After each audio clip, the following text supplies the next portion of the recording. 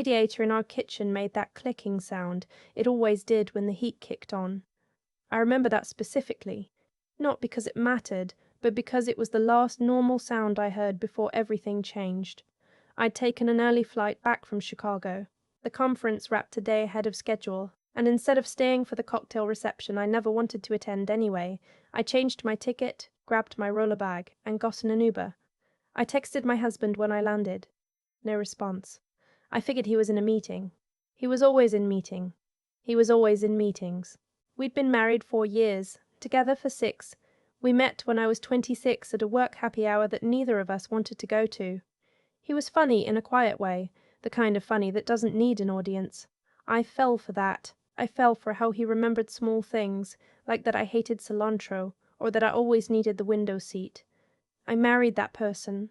I was still married to him on the day I came home early from Chicago. The Uber pulled onto our street at 4:17 in the afternoon. I know because I checked my phone when we turned the corner. He wasn't supposed to be home. He told me he had client dinners Tuesday and Wednesday. This was Wednesday. His car was in the driveway. I didn't think anything of it at first. Meetings get cancelled. Dinners get moved. I carried my bag up the front steps and unlocked the door with the key I've had so long. The teeth are worn smooth. The house was quiet in a particular way. Not empty quiet. Occupied quiet. I heard her laugh before I saw anything. It was coming from upstairs. Light, easy, like someone who had no reason to keep their voice down. Because she didn't. Because as far as she knew, I was in Chicago. I stood at the bottom of the stairs, holding my roller bag, and I didn't move for what felt like a very long time. My brain was doing that thing brains do in emergencies. Running fast while the rest of you goes completely still. I put my bag down. I walked to the kitchen. I don't know why.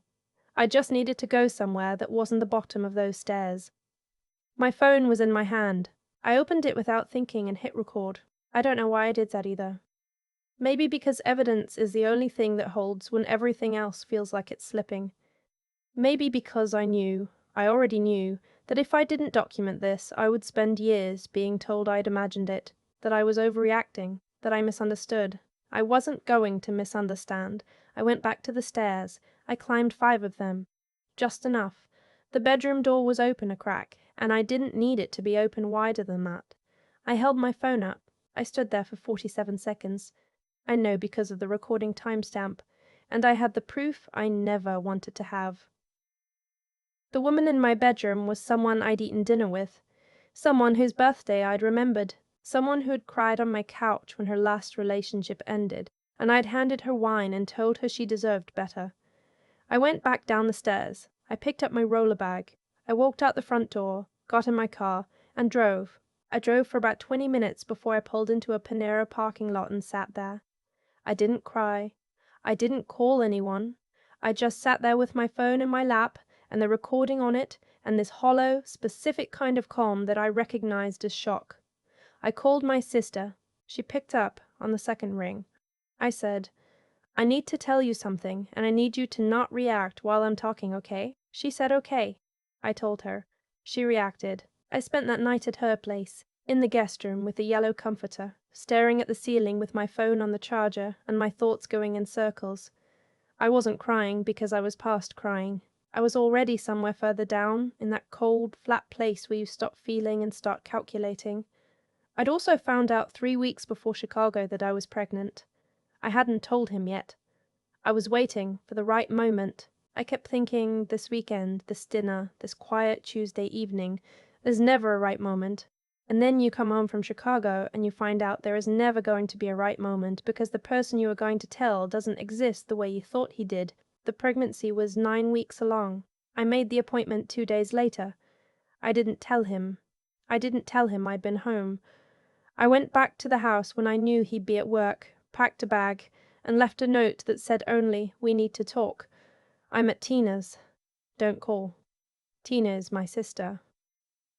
Her name is actually Christine, but nobody calls her that.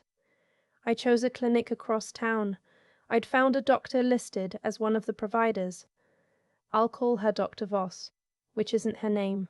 I filled out the intake form in the waiting room the way you fill out any medical form. Name, date of birth, insurance, emergency contact. I put my sister's number down. The nurse took me back. Blood pressure, questions, a brief ultrasound. Clinical and routine, the kind of appointment designed to feel manageable. I was grateful for that. And then the door opened and the doctor walked in. She looked at me. I looked at her. I knew her face. I knew her face because I had seen it across a Thanksgiving table 3 years ago, and at a 4th of July barbecue, and in approximately 40 photographs on my husband's family's social media. She was younger than him by about 5 years. She'd gone to medical school out west. He'd talked about her with this particular kind of pride that older siblings have. My sister, the doctor. She was holding my chart. I watched her read my name. I watched her face change. There was a pause. Maybe 2 seconds, maybe 3. Long enough to mean something. She looked up at me. I looked at her.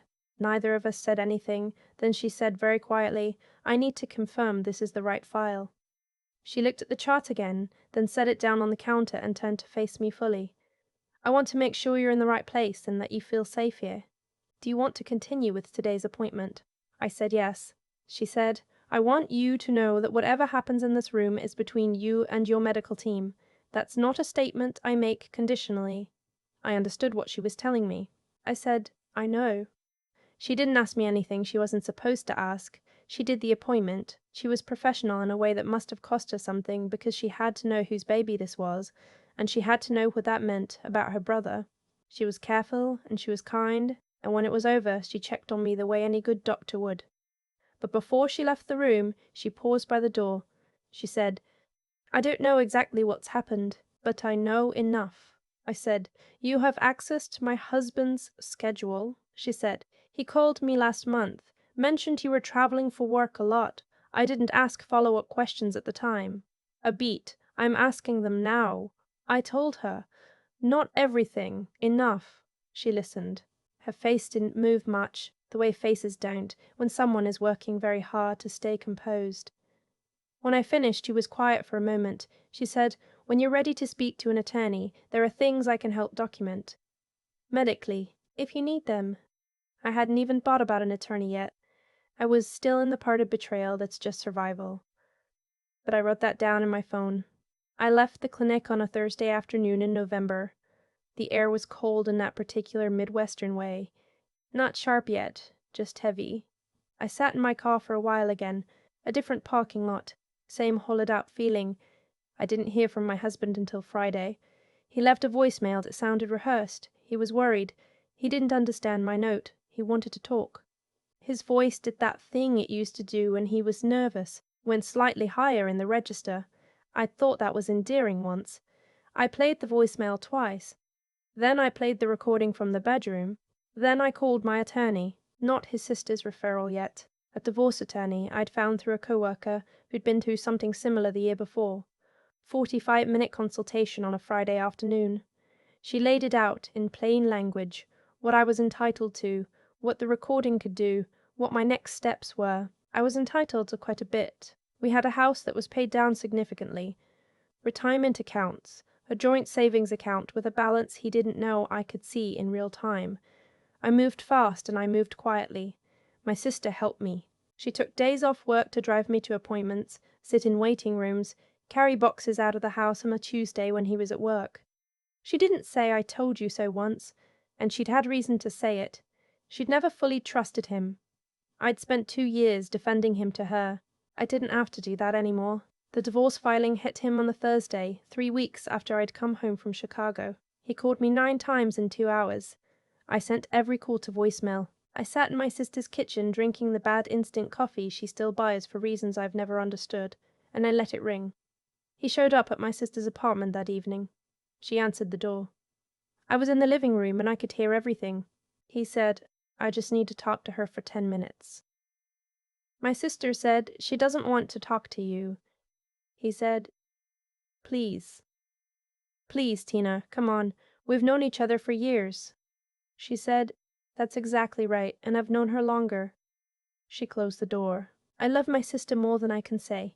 I'd always known that. But that moment at the door, that was the one I'll remember. What I didn't know yet was what his sister had been doing in the 3 weeks since the appointment. I found out later, piecemeal, from a mutual acquaintance who knew pieces of it, and eventually from a conversation his sister and I had ourselves, which I didn't expect and which I will get to. What she had done was this: she had called him. Not to warn him, not to give him time to get his story together. She called him because she needed to understand, she said, whether what she thought had happened had actually happened, whether her brother was the person she was afraid he might be. That conversation did not go well for him. She told me later he'd been defensive, then dismissive. Then, when she pressed him, he'd told her it was complicated and that I didn't understand the state of our marriage. She said she'd asked him, "Does she know you're unhappy?" He apparently had no good answer for that. She then did something I would not have predicted and did not ask her to do. She contacted my attorney directly. She provided a statement, voluntary, unsolicited, confirming that she had become aware of certain information in the course of her professional duties, and that she was prepared to speak to it in any proceeding that required her to do so. She was clear that she was not violating any medical confidentiality. She was speaking only to what she knew as a family member, to what her brother had admitted in their phone call. She didn't do it for me. I want to be accurate about that. I don't think she did it for me. I think she did it because she was a person who had built her entire professional life around a certain kind of integrity, and she wasn't willing to put her brother above that. She wasn't willing to look away. The settlement took 4 months. I won't go into every detail because some of it is still something I feel in my chest, in a way that makes me want to not revisit it. But what I'll say is this: I kept the house. I kept a percentage of the retirement accounts the law entitled me to. I got a settlement that gave me the time and the space to figure out what came next without having to make decisions from a place of panic. He got what he'd earned. His sister texted me once, about 2 months after the settlement. She said, "I hope you're doing okay. You don't have to respond." I sat with that for a few days. Then I responded. I said, "I'm doing better. Thank you for what you did. I know it wasn't easy." She said, "He's my brother. I love him. I also know what he did." I said, "Those two things being true at the same time must be hard." She said, "It's very hard." And that was all we said. But I think about that exchange more than I'd expect, because it was the first time in that whole nightmare that someone on his side of things acknowledged the full weight of it. Not just that he'd made a mistake, not just that things were complicated, but that it was wrong, and it mattered, and I deserved to have someone say so. I'm living in the house now. I repainted the bedroom, a color called sea salt, which is a pale green-gray that the woman at the paint counter said was their most calming shade. I don't know if I believe in calming colors. But the room looks different now, and different was the point. I got a better job 6 months after the settlement. Better title, better salary, office downtown with windows that face west. I can see the skyline when the weather is clear. I'm not going to tell you I'm completely fine. That would be a cleaner ending than the true one. I still sometimes pick up my phone to tell him something, some dumb news item, some funny thing that happened at work, before I remember. Grief is strange that way. It doesn't care whether the person you're grieving deserved your grief. But here is what I know now that I didn't know in that Panera parking lot. I know that I did not imagine it. I have the timestamp to prove it. I know that the people who matter show up. My sister showed up. She showed up so many times and in so many ways that I've stopped being surprised by it and started just being grateful. I know that integrity is not about who you share blood with. It's about what you do when it would be easier not to. And I know that a house is just walls until you decide what kind of life to build inside it. I'm still deciding, but it's mine to decide. That's the part that matters. That's the part he cannot take back. I used to think that when something bad happened to you, there would be a clear moment where you understood it, a line you could point to. Before this, after this.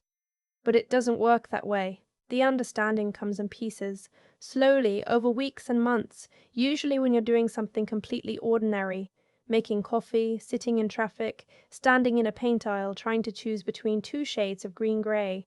What I've come to understand is this: the choices people make catch up with them. Not because the universe is keeping score, not because there's some invisible system of punishment running in the background, but because every choice you make shapes the kind of person you become, and the kind of person you become determines what your life actually looks like. My husband made choices for years. Small ones at first, probably, the kind that feel almost meaningless in the moment, and those choices built a version of him that I didn't know. A version that was capable of what he did. That's not fate, that's just math. The thing that still stays with me most is his sister. She could have looked the other way. She had every social reason to.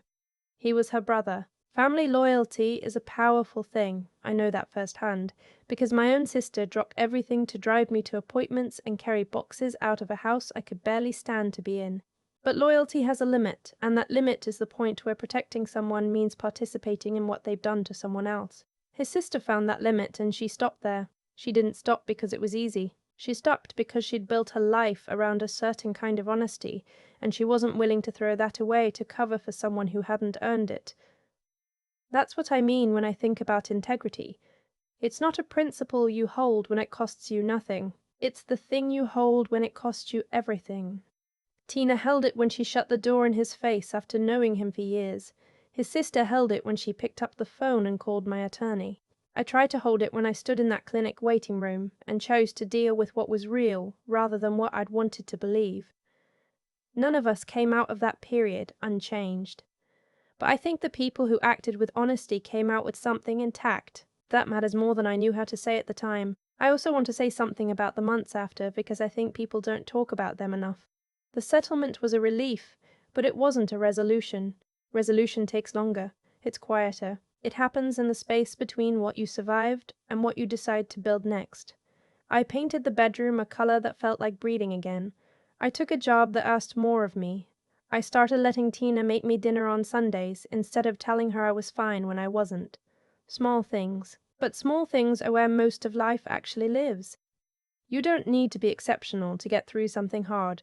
You need to be honest about what's in front of you, willing to ask for help, and stubborn enough to keep making the next decision, even when you're exhausted.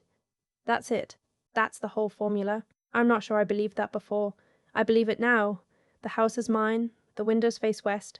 On clear days, I can see further than I expected.